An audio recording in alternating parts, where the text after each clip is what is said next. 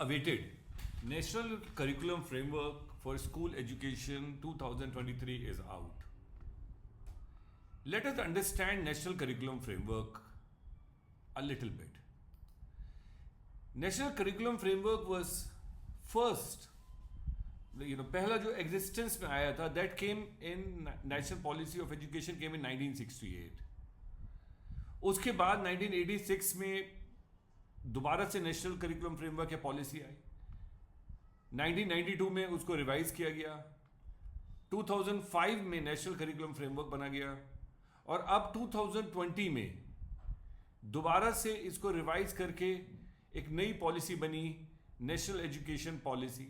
और आज 2023 में national curriculum framework for school education NCERT ने एप्लीकेबल और लॉन्च कर दिया है.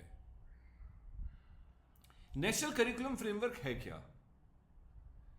नेशनल करिकुलम फ्रेमवर्क एक्चुअली कोई भी देश अपनी एजुकेशन सिस्टम को मजबूत करने के लिए एक फ्रेमवर्क बनाता है.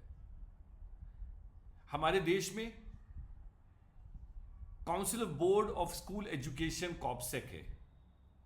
कॉब्सेक जो है वो रिकॉग्नाइज करता है स्कूल एजुकेशन बोर्ड को. इसके अंदर 72 बोर्ड्स हैं. कॉब्सेक के अंदर आप लिस्ट देख सकते हैं यहां पे, जिसमें इंक्लूड होता है central board of secondary education, national institute of open schooling जिसे NIOS कहा जाता है, CIS, CE जिसे ICSE भी कहा जाता है, Andhra Pradesh board, Assam board, Bihar board, इस तरीके के छत्तीसगढ़ बोर्ड, उत्तर प्रदेश बोर्ड, सभी बोर्ड इसके मेंबर्स होते हैं. इसके मेंबर्स संस्कृत बोर्ड भी हैं, मदरसा बोर्ड भी हैं, यूनिवर्सिटी बोर्ड भी हैं और इंटरनेशनल बोर्ड भी हैं. इंटरनेशनल बोर्ड का मतलब है कैम्ब्रिज, भूटान, IBO जिसे हम इंटरनेशनल करिकुलम कहा जाता है. इसी के अंदर मदरसा बोर्ड्स भी आ जाते हैं कॉब्सेक के अंदर. अब जब ये बहुत सारे बोर्ड्स हैं तो किस तरह से ये अपने एजुकेशन सिस्टम को फर्स्ट क्लास में क्या पढ़ाना है, सेकंड क्लास में क्या पढ़ाना है, कैसे आइडेंटिफाई करें. उसको आइडेंटिफिकेशन प्रोसेस के लिए कि क्या पढ़ाना है एक गाइडलाइन गवर्नमेंट ऑफ इंडिया तय करती है कि बोर्ड कोई भी हो मगर वो पढ़ाएगा इस national curriculum framework of for school education के दायरे में. ये बोर्ड इस फ्रेमवर्क से अपना करिकुलम बना सकते हैं, अपना करिकुलम सेट कर सकते हैं, बट दायरा होगा नेशनल करिकुलम फ्रेमवर्क. इसका मतलब यह है एक फ्रेमवर्क, एक आउटलाइन, एक सिस्टम किसी बेस पे. वो बेस क्या है? That is very important. National curriculum framework को इस बार लॉन्च करने के लिए ध्यान में रखते हुए बहुत सारी चीजों को इनकॉर्पोरेट करने के लिए, गाइडिंग प्रिंसिपल्स के लिए they have created a beautiful system. Lot of hard work has been done in creating national education policy. Lots of hard work has been done in creating national curriculum framework, which is going to be the backbone of our education system. Now, national education framework is a dynamic and evolving document that guides the educational practices and policies in our country. NCF 2023 holds immense significance for several reasons. What are the important reasons? First is it provides learner-centric approach in education. It recognizes that every child is unique with his ability, interest and learning style. So, NCF 2023 her child को unique मानता है और उसके basis पे इन्होंने एक framework बनाया जिससे पे 72 डिफरेंट एजुकेशनल बोर्ड्स इस फ्रेमवर्क के अंदर अपने करिकुलम को डिजाइन करेंगे. ये इंक्लूसिविटी को अप्रोच करता है. बहुत इंपॉर्टेंट पॉइंट है एनसीएफ 2023 का. the major emphasis is on skill development. वो जानता है, आज जब स्टडी हुई तो इस बात की हुई कि जो चेंजिंग डिमांड है ग्लोबल मार्केट की, उसके लिए स्टूडेंट को रेलेवेंट स्किल से इक्विप होना पड़ेगा. ये framework multi disciplinary approach, integrating academic knowledge with practical skills, critical thinking, problem solving, creativity और डिजिटल लिटरेसी को इनकॉर्पोरेट कराएगा. ये तैयार करेगा फ्यूचर के लिए. एक एग्जाम्पल है, हर 10 साल के अंदर टोटल जॉब्स चेंज हो जाती हैं. व्हाट आई मीन टू से, आज से 15 साल पहले मोबाइल्स नहीं होते थे, हम लोग टेलीफोन्स को यूज करते थे, टीवीज ये बड़े बड़े वाले होते थे, पिक्चर ट्यूब वाले. आज टेक्नोलॉजी के चेंज होने के बाद वो जो उस समय जॉब्स हो रही थी वो चेंज हो गई. पहले मोबाइल ऐप नहीं था, आज जॉब्स मोबाइल ऐप पर आ गई हैं. आर्टिफिशियल इंटेलिजेंस के बारे में 10 साल पहले हम लोग नहीं सोच सकते थे, मगर आज हर चीज आर्टिफिशियल इंटेलिजेंस पे ड्रिवन हो गई है. अगर हम एक इंडस्ट्री को लें, जैसे हमारी स्कूल इंडस्ट्री में एक पब्लिशिंग इंडस्ट्री है, कंटेंट राइटिंग आर्टिफिशियल इंटेलिजेंस करेगा, डिजाइनिंग आर्टिफिशियल इंटेलिजेंस करेगा, बुक क्रिएशन आर्टिफिशियल इंटेलिजेंस करेगा. Everything will be done by artificial intelligence, and that is very very important. इसके बाद क्योंकि जॉब चेंज हो रही है तो इक्विप होना पड़ेगा. इसके बाद national curriculum framework 2023 recognizes the importance of value, ethics and social responsibility. It's a huge change compared to NCF 2005. It will instill the moral values in the students, emphasizing promotion of social justice and gender equality, environment sustainability and empathy towards marginalized community.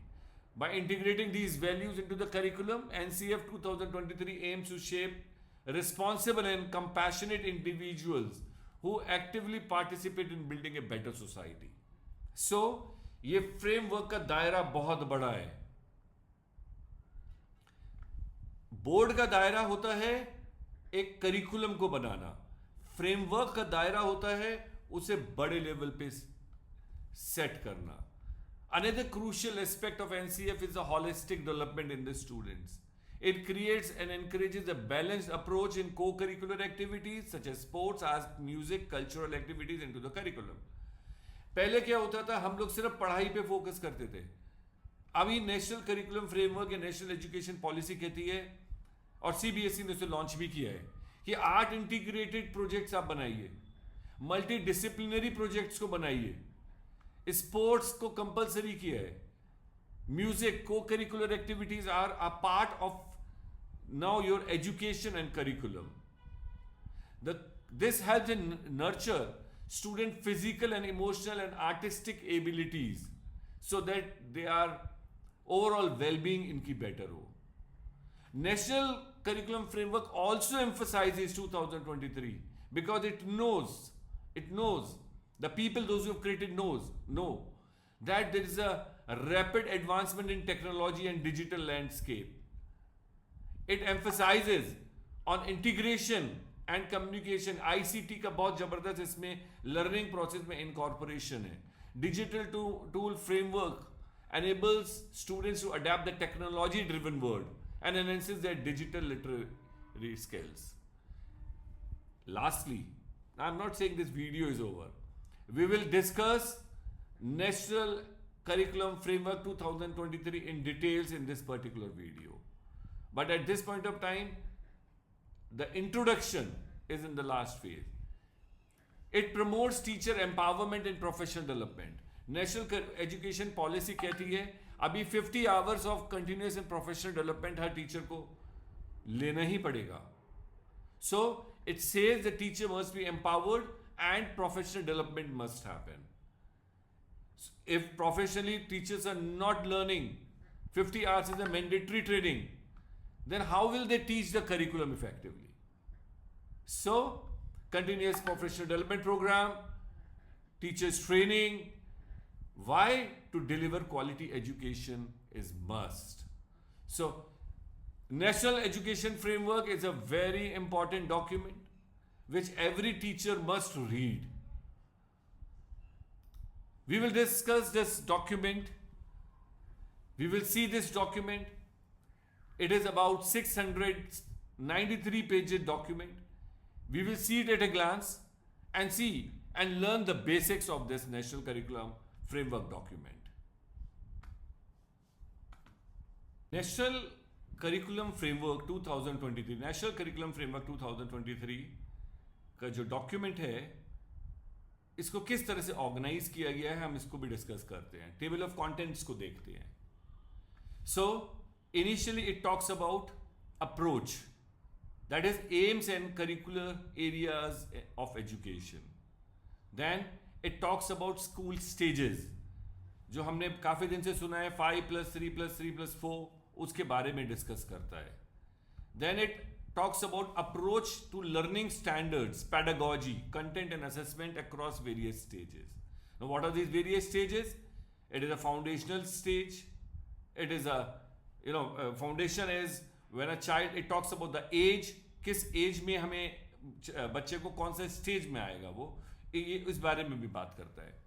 Then it also talks about, in a broader way, it talks about foundational stage में हमें कौन कौन से subject पढ़ाने हैं और क्या पढ़ाना है. Language education, mathematics, science, social science, arts, interdisciplinary, physical education, vocational education and secondary stage 11th and 12th में किस तरह से क्या पढ़ाना है. Then it also talks about value, inclusion, information and communication technology, guidance and counselling, environment and rootedness in India. It also talks about this document, National Curriculum Framework 2023 also talks about school culture, school process, that what should be the culture of school and what should be the processes. It also talks about catering a supportive ecosystem, कि कैसे कितना student teacher ratio होगा, कैसे teacher को training होगी, empower कैसे होंगे, academic और एडमिनिस्ट्रेटिव फंक्शंस कैसे कैसे होंगे. सो ये ब्रॉडली एनवायरमेंट से लेके करिकुलम और सब्जेक्ट में क्या लर्न करना है उसके बारे में बात करता है national curriculum framework. So national curriculum framework sets the aim of education. It talks about the range of human capacities. It talks about 5+3+3+4 curricular and pedagogical structure. So we will discuss this in details in coming minutes. This document is very important. I personally feel that each and every teacher must go through this document, must understand this. So हम लोग थोड़ी guidelines दे देंगे, उसके बाद आपको इसे set कर, इसको पूरा लर्न भी करना है.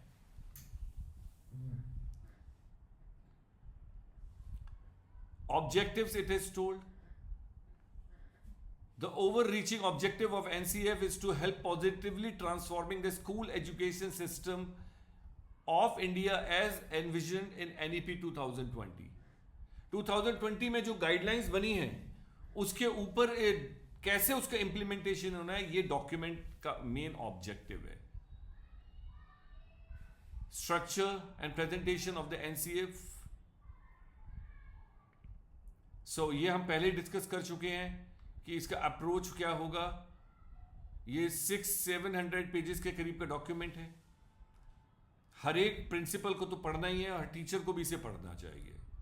Consider it as a mandatory training, that 50 hours continuous training in CPD, उसके अंदर आप मानिए कि इसको पढ़ना जरूर चाहिए. There are some characteristics of this NCF to keep in mind as you read. It is goal directed, it is practice enabling, it is educationally valid because it has been researched, it is engaging, it improvement driving, diversity embracing and mutually reinforcing elements. ये सब characteristics है when आप इस document को read करते हैं उस समय. Now let us come to part A, approach. what are the aims, what is the aim of teaching, what is the aim of schools, why we are teaching, what we are teaching, what is the vision of the society, what is the vision of education, what is the aim of school education, what are the capacities and knowledge level we need to build up, what are the curricular areas. So these documents talk about all of this and the aims are set. तो can you imagine, हम एक curriculum बनाते हैं school के अंदर, एक lesson plan बनाते हैं एक करिकुलम के बेसिस पे, और वो सब का पितामह डॉक्यूमेंट के बारे में आज हम पढ़ रहे हैं कि वो क्यों बनाते हैं, हम क्यों लेसन प्लान बनाते हैं, किस तरह से हमें लेसन प्लान बनाना है, उसको हम यहां पर आज इस डॉक्यूमेंट में डिस्कस कर रहे हैं. Education is at its core the achievement of valuable knowledge, capacities and values and dispositions by an individual. हम थोड़ा थोड़ा लेंगे क्योंकि बहुत लंबा डॉक्यूमेंट है.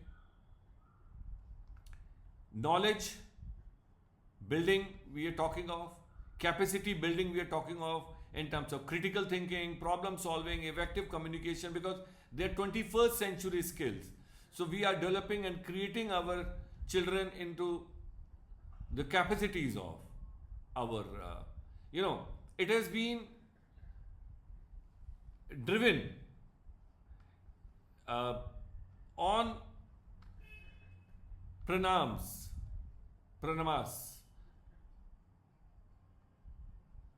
aims of education, rational thoughts and anatomy, health and well-being, democratic participation, economic participation and cultural participation. इसको details में फिर इन्होंने डिस्कस किया है. Knowledge, capacities and values, ethical and moral values हमें डेवलप करनी है, डेमोक्रेटिक वैल्यूज हमें इस करिकुलम फ्रेमवर्क में डेवलप करनी है, पॉजिटिव वर्क, क्यूरियोसिटी, प्राइड, हमें बच्चों के अंदर कैपेसिटीज बिल्डअप करनी है, इंक्वायरी करने की, थॉटफुल बच्चे बनाने हैं, कम्युनिकेशन उनका स्ट्रांग हो, प्रॉब्लम सॉल्विंग. यानी कि जो करिकुलम फ्रेमवर्क है, जो लर्निंग आउटकम है, जो पॉलिसी ऑफ एजुकेशन है, वो ये कहती है कि बच्चों के अंदर ये कैपेसिटीज को हमें डेवलप करना है. तो सोचिए इसका कितना ब्रॉडर पर्सपेक्टिव है इस करिकुलम डॉक्यूमेंट का, कि दैट ये सारी चीजें डेवलप होंगी बच्चे में पढ़ाई के समय में, और उस बेसिस पे बुक्स बनेंगी, उस बेसिस पे हम लोग, it is not 1 year or 2 years, it will take some time to get it implemented, but this is a ground on which, this is a foundation on which the building is going to be set. So aesthetic and cultural capabilities बच्चों के अंदर develop करने का है, capacities of health, sustenance and work, capacities of social engagement, उनकी knowledge में क्या क्या होना चाहिए उसके बारे में इस डॉक्यूमेंट में बताया गया है. School culture, to begin with, it has been acknowledged that schools achieve aims not just through teaching with the confines of the classroom, but also through socialization of students into the extant culture and ethos of the school. So it says that the culture of the school must be very good, and how to set up the culture. Then it also talks about the school processes. Then in curriculum areas, it will talk about the languages, all the different languages, how to teach. Language is not just a medium of thinking, not merely a tool of acquiring different forms of understanding. Language education makes effective communication possible and equally develops the aesthetic expression and appreciation. Reason and critical thinking are very close links with the language use. So it talks about, emphasizes on language use. It also emphasizes on mathematics. It tells that mathematics में first class का बच्चे को क्या आना चाहिए, kindergarten के बच्चे को क्या आना चाहिए, थर्ड क्लास के बच्चे को क्या आना चाहिए. तो it talks about the mathematics part, science part, social science, arts. मतलब ये हर क्लास के बच्चे को, क्योंकि 72 बोर्ड मैंने आपको बताया है, तो हर बोर्ड में फर्स्ट क्लास के बच्चे को क्या आना चाहिए वो ये फ्रेमवर्क सेट करता है. Interdisciplinary area, physical education, vocational education यानी कि स्किल बेस्ड एजुकेशन को भी ये बात करता है. सो ये बात करता है विजन ऑफ द सोसाइटी, यानी कि 2000 नेशनल एजुकेशन पॉलिसी ने एक सोसाइटी का विजन सेट किया, उसके बाद पर्पस सेट हुआ, फिर एम्स बने, फिर डिजायरेबल डिस्पोजिशंस और कैपेसिटी और नॉलेज बनी, फिर करिकुलर एरियाज बने जिसमें लैंग्वेज, मैथमेटिक्स और उसके अंदर भी फिर सबके एम्स एंड गोल्स बने। वो इस करिकुलम डॉक्यूमेंट का मेन वो है। हम आगे बढ़ते हैं। School stages, which is again very important part. Let us understand and learn this school stage. NCA 2023 या नेशनल करिकुलम फ्रेमवर्क और नेशनल एजुकेशन पॉलिसी कहती है 5+3+3+4 का स्ट्रक्चर स्कूल के अंदर होगा। बहुत से लोग ये क्वेश्चन पूछते हैं कि कितने साल का बच्चा कौन सी क्लास में पढ़ता है, ये इन्होंने यहां पर बहुत क्लियरली बताया है। द स्कूल एजुकेशन को 4 स्टेज में बांटा है, 5+3+3+4। ये कहते हैं कि 3 साल का बच्चा आंगनवाड़ी या प्री स्कूल में जाएगा, 2 साल प्राइमरी स्कूल करेगा, यानी कि 3 साल का बच्चा स्कूल के अंदर जाएगा, 5 साल की एजुकेशन लेगा, यानी कि 3 साल में उसे किंडरगार्टन करना है और 2 साल उसे फर्स्ट एंड सेकंड क्लास करना है। जब वो प्रिपरेटरी स्टेज पे आएगा, 3rd और 5th, 3rd क्लास का बच्चा 8 ईयर्स का होना चाहिए और 8 to 11 इन्होंने प्रिपरेटरी स्टेज मानी है। मिडिल स्टेज मानी है 6 to 8th क्लास, जबकि बच्चा 11 से 14 साल का होगा, और secondary stage 9th to 12th class का, जबकि वो 14 से 18 साल का होगा। तो ये यहां पर बिल्कुल स्कूल को जो करिकुलम फ्रेमवर्क में पूरा डिजाइन करके क्लैरिटी से बता दिया गया है कि 5+3+3+4 किस तरह से एजुकेशन सिस्टम होगा।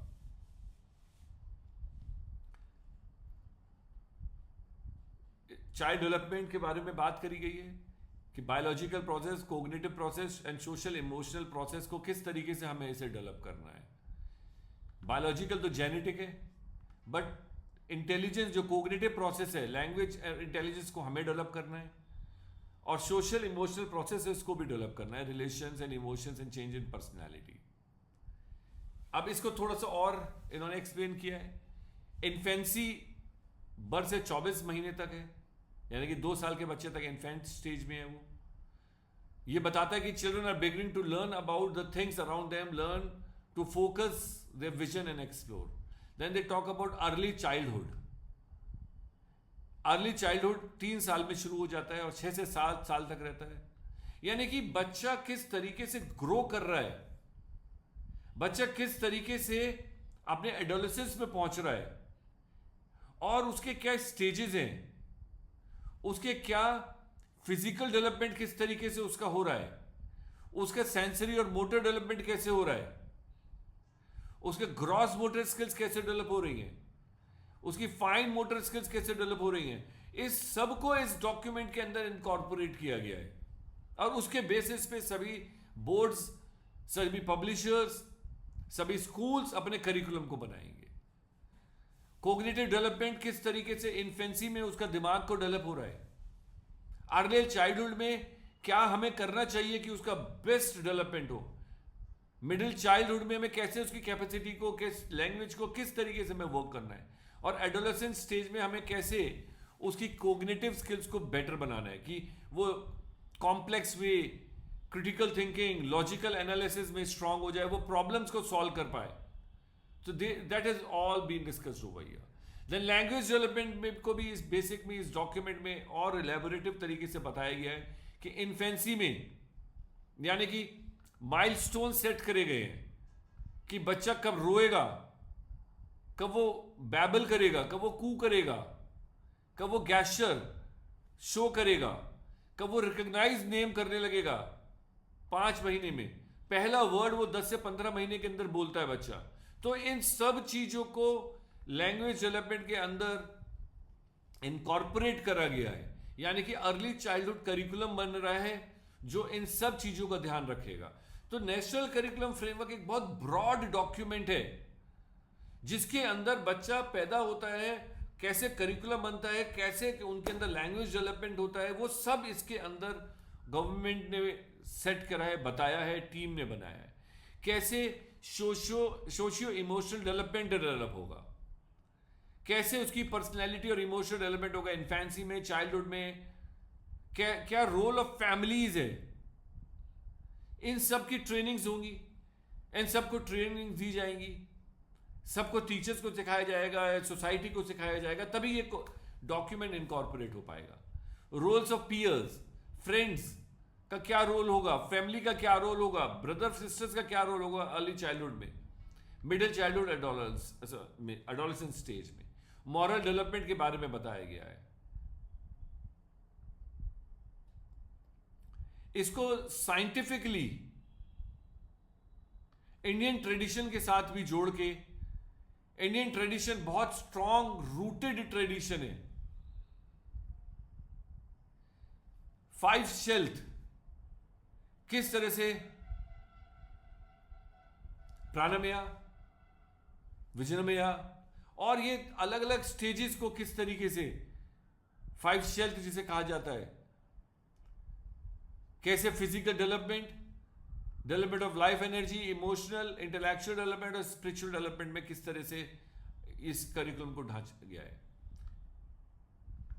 कॉन्सेप्ट इसके अंदर डेवलप किया गया है, जैसे लिटरेसी कैसे डेवलप होगी, यानी कि pre reading stage 0, initial reading stage 1, stage 2 fluency, stage 3 reading for learning the new, stage 4 multiple view point, critical thinking अब आ जाता है, एंड देन स्टेज 5 कंस्ट्रक्शन। तो इसमें अलग अलग स्टेजेस में, अलग अलग क्लासेस में किस तरह से उनकी रीडिंग कैपेबिलिटीज बढ़ेगी जिससे कि ये चीज अचीव होगी।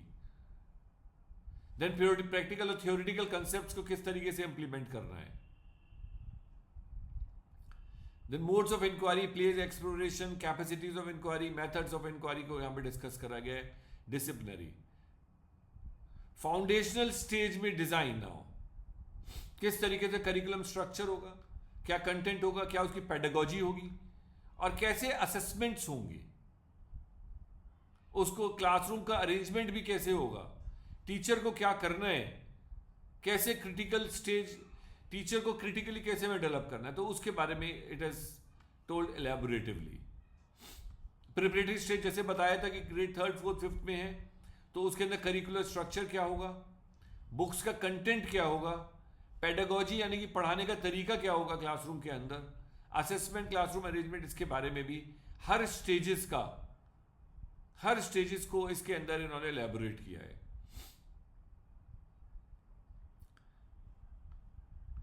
ग्रेड 10th के लिए humanities, computer, mathematics and computing, vocational, physical, art, social science, science, और अभी बहुत सारे चेंजेस आ जाएंगे, हर बोर्ड अपने अंदर चेंजेस लेकर आएगा।